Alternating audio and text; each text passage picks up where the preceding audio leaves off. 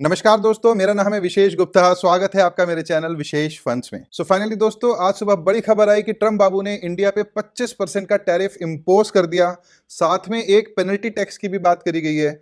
उस वजह से आज मार्केट में किस तरीके की हलचल रही, मार्केट से क्या बुरी खबर आई, क्या अच्छी खबर आई, आपके म्यूचुअल फंड पे अब उसका क्या इम्पैक्ट पड़ेगा, इंडिया का रिस्पांस क्या है, आज हम हर चीज के बारे में डिटेल में बात करेंगे। तो अंत तक देखिएगा और वीडियो वैसे भी मजेदार होने वाली है, तो आपको मजा आएगा। दोस्तों, सबसे पहले बात करते हैं इस 25% टैरिफ के पीछे जो इंडिया को प्रेशराइज किया जा रहा है, ये प्रेशर टैक्टिक चल रही है, इसके पीछे का रीजन क्या है। इस रीजन को समझने के लिए मैं आपको बॉलीवुड के कुछ एग्जाम्पल्स की तरफ ले चलता हूँ। बहुत पॉपुलर एग्जाम्पल्स हैं। आपको याद हो कि वास्तव मूवी, ठीक है, उसमें पाव भाजी बेचने वाला सीधा साधा रघु कैसे एक मुंबई का अंडरवर्ल्ड डॉन, कैसे एक पावरफुल इंसान बनता है, और वो बनने के बाद दुनिया भर के मिनिस्टर, दुनिया भर के जो एग्जिस्टिंग गैंगस्टर्स हैं, उन लोगों की लॉबी में खलबली मचाता है, और फाइनली हर कोई जो उसको परेशान करता था, एक दिन उसको चुप बैठना पड़ता है।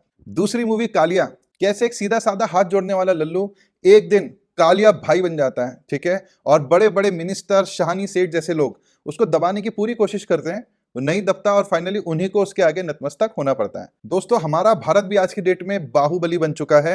2013 में अगर आप जीडीपी वाइज कंट्री की रैंक देखोगे तो इंडिया 10वें स्थान पे आता था, और अब 2025 में जापान की इकोनॉमी को भी पछाड़ के हमारी जो जीडीपी है वो चौथे स्थान पे आ चुकी है। हमारी जो जीडीपी है उसका साइज $4 ट्रिलियन को क्रॉस कर चुका है। दोस्तों, हमारे से ऊपर अब केवल 3 देश हैं, जिनका नाम है जर्मनी, चाइना और यूएसए। इसके अलावा और जितने भी बड़े बड़े देशों के नाम आपने सुने होंगे, अब भारत उन सबको पीछे छोड़ चुका है। ये बाकी के जो देश हैं, एक तरीके से इनको शाहनी सेठ, चिनॉय सेठ समझ लो, कहीं ना कहीं हमारे को दबाने की कोशिश हो रही है।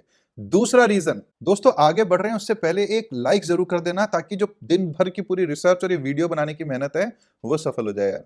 Thank you. आप सभी जानते हैं इंडिया को हमेशा जरूरत के वक्त पे, किसी युद्ध के वक्त पे रशिया ने साथ दिया है। यूएसए जैसा देश जो हमेशा हमारे दुश्मनों के साथ खड़ा रहता है, जिसने पाकिस्तान जैसे देश को भी F-16 बेचा, आज की डेट में वो हमें प्रेशराइज कर रहा है कि हम रशिया से ऑयल लेना बंद कर दें, जिसको पिछले काफी समय से हमारी भारत की सरकार इग्नोर करती हुई आ रही है। तीसरा रीजन आपने सुना होगा, ट्रम्प साहब बहुत सारे अखबारों को, जब से हमारा ये ऑपरेशन सिंदूर का जो लड़ाई हुई थी पाकिस्तान के साथ, वो रुकी थी अभी 1-2 महीने पहले, लगातार उसका क्रेडिट ट्रम्प साहब लेना चाहते थे। मोदी जी ने अभी कल परसों ही पार्लियामेंट में इसको खारिज किया है। हमारे प्राइम मिनिस्टर ने खुद खारिज कर दिया कि बॉस, हमें किसी का फोन नहीं आया, हमने किसी के प्रेशर में आके ये युद्ध को नहीं रोका।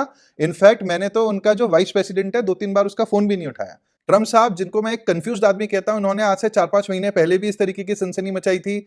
मैं टैरिफ लगाऊंगा, फिर होल्ड कर दिया था, फिर कुछ और करूंगा, ये करूंगा। आज फाइनली उन्होंने इसको, टैरिफ को इंप्लीमेंट कर दिया है। मुझे पूरी उम्मीद है कुछ दिनों के बाद ये शायद लिफ्ट हो जाएगा, या ये सिर्फ प्रेशर टेक्निक है। हर चीज जो इंडिया कर रहा है वो अपने देश, अपनी इकोनॉमी, अपनी ग्रोथ को लेकर के कर रहा है। ये बात सही है कि हमारी जो इकोनॉमी है, हमारे जो एक्सपोर्ट्स हैं, वो बहुत ज्यादा यूएसए पे डिपेंडेंट हैं। बट क्या हम इस वजह से अपने नेशनल इंटरेस्ट को सेक्रीफाइस कर देंगे? The answer is no. इस टॉपिक पे हमारी जो इंडिया की ऑफिशियल प्रतिक्रिया है वो क्या है, अब मैं आपको वो दिखा। इस टैरिफ के लगने के बाद ministry of commerce and industries ने क्लियरली बोल दिया है that India will not compromise on national interest to seal a trade deal with America। ठीक है, सो आपने जितना प्रेशर लगाना है आप लगाते रहिए, टैरिफ लगाते रहिए, बट हम अपने नेशनल इंटरेस्ट को कंप्रोमाइज नहीं करेंगे। अब बात करते हैं कि कौन कौन सी इंडस्ट्रीज इससे प्रभावित होंगी। तो जैसे कि आपको चार्ट पे दिख रहा होगा, फार्मास्यूटिकल, ठीक है, हमारी जो फार्मास्यूटिकल इंडस्ट्री है वो सबसे ज्यादा एक्सपोर्ट करती है यूएस को, ठीक है।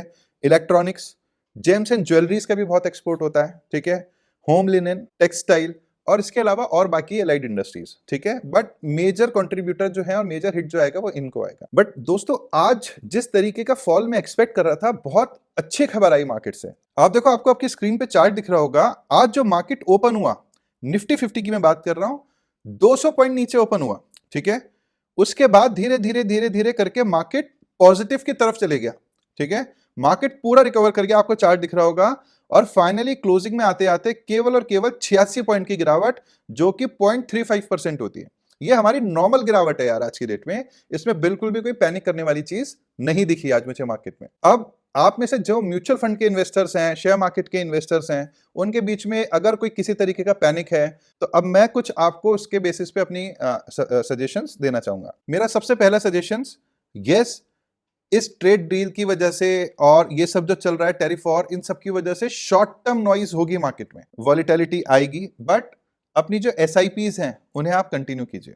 मार्केट अगर नीचे भी जाता है तो वो भी एक बहुत अच्छा ऑप्शन होगा कि आपकी एसआईपी अगर उस समय पे चल रही होगी तो आपकी एवरेज और बेटर होगी। ठीक है, सो एसआईपी का पर्पस ये है, ये सारी चीजें लॉन्ग टर्म में आपको याद भी नहीं रहेंगी, एसआईपी को मगर इंपैक्टेड मत होने दीजिए।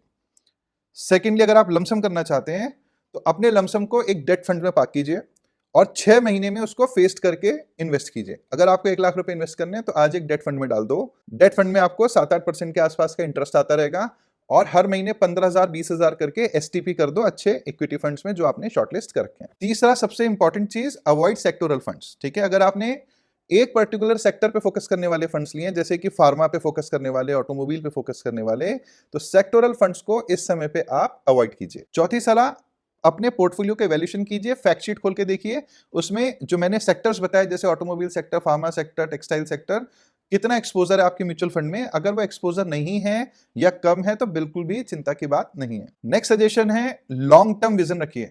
बार बार हम बेसिक्स भूल जाते हैं। जब हम म्यूचुअल फंड्स में आते हैं तो हमारा जो विजन है वो 5 इयर्स प्लस होना चाहिए। आइडियली 10 साल 15 साल का विजन होना चाहिए। मैंने अपने और भी वीडियोस में बताया है कि कैसे अगर आप एसआईपी को 5 साल की जगह 15 साल चलाते हो तो आपको एक्सपोनेंशियल ग्रोथ आती है because of compounding. So basics याद रखिए कि ये जो ऊपर नीचे हो रहा है मार्केट, वॉलेटिलिटी आ भी रही है, उससे आपको घबराना नहीं है। आपका विजन तो 15 साल 10 साल का है। सो फाइनल सजेशन दोस्तों, न्यूज पे नजर रखिए, जहां भी बाइंग अपॉर्चुनिटी मिले लॉन्ग टर्म के लिए अगर आपका विजन है तो बाय कीजिए। मार्केट अगर नीचे और भी जाता है तो उसको अपॉर्चुनिटी की तरह लीजिए। विजन अगर आपका लॉन्ग टर्म है, 5 साल से ऊपर का है, तो चिंता की कोई बात नहीं है। एंड फाइनली, पैनिक मत कीजिए। बहुत सारे लोग मैं देखता हूं जो मुझे कॉल करते हैं या कमेंट्स करते हैं, पैनिक किया, म्यूचुअल फंड बेच दिया, पैनिक किया, एसआईपी रोक दी, और इसी तरीके के इन्वेस्टर्स नुकसान उठाते हैं। ये सब अप डाउन चलता रहेगा और आपको 10 साल बाद ही याद भी नहीं रहेगा कि कभी ऐसा हुआ था और आपका पोर्टफोलियो 12-14% से ग्रो कर रहा होगा। बट अगर आप रोक देंगे, छोड़ देंगे, बेच देंगे तो फिर दोबारा इस मार्केट में कभी नहीं आ पाएंगे। सो दोस्तों, आज के डेट में इंडिया अपनी, आप देख रहे होंगे जो डिपेंडेंसी है वो यूएस के अलावा और जगह भी टटोल रहा है। अभी लास्ट वीक ही जुलाई में मोदी जी और यूके ने, इंडिया और यूके ने डील साइन करी है, फ्री ट्रेड डील की। ठीक है, जिस डील के बाद में जो इंडिया का बिजनेस है 2030 तक वो $120 बिलियन तक पहुंचने की संभावना है। ये जो फ्री ट्रेड डील हुई है, ऐसा माना जा रहा है कि आने वाले कुछ समय में हर साल $34 बिलियन से ज्यादा व्यापार होगा इंडिया और यूके के बीच। इस डील के तहत फार्मा, लेदर, टेक्सटाइल, तो जो जो हिट हमें वहां से आ रहा है वो अब हम यूके में अपना एक्सपोर्ट बढ़ा सकते हैं। इसके अलावा और भी बहुत सारे ऑप्शंस हैं जो आगे धीरे धीरे हमारे सामने आएंगे। ईयू से भी बीच में बात चल रही थी, बट आज की डेट में जो यूरोपियन यूनियन है वो भी अमेरिका के प्रेशर में है, तो मेरे को ऐसा लगता है कि शायद वो जो डील है वो थोड़ा सा लिंगर ऑन होंगी, बट आई एम श्योर बहुत सारी डील्स अभी आगे आएंगी। सो फाइनली दोस्तों, अगर आपके कोई भी सवाल है आप कमेंट्स में पूछिए। अगर आप हमारे थ्रू एक पोर्टफोलियो बनवाना चाहते हैं, हमारे साथ म्यूचुअल फंड इन्वेस्टिंग स्टार्ट करना चाहते हैं, तो दिए गए नंबर पे कॉल कीजिए। सो थैंक यू दोस्तों, मिलेंगे अगले वीडियो में बहुत जल्दी। Tata, bye bye, take care.